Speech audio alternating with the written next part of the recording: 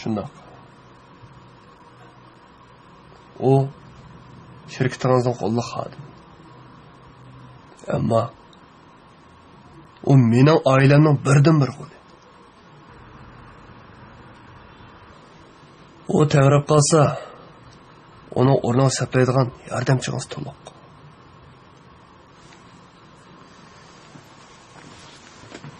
Lekin mening yo'q.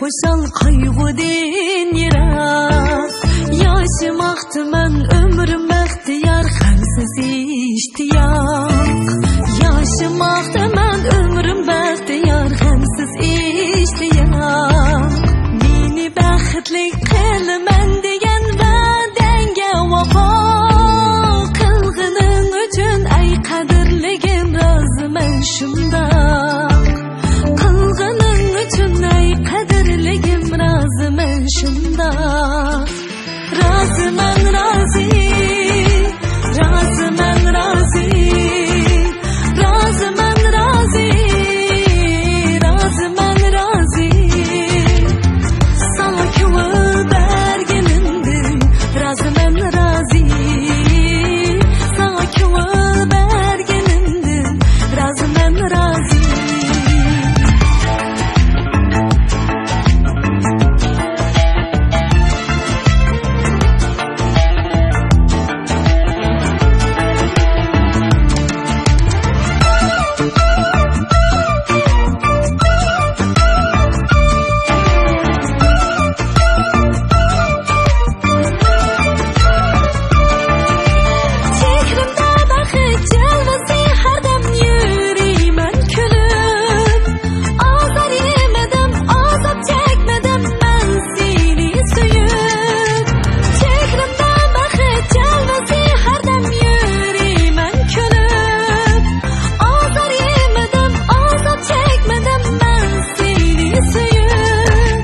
Sen kalbimde sen şadlık taxtıda yalğız qo'yasın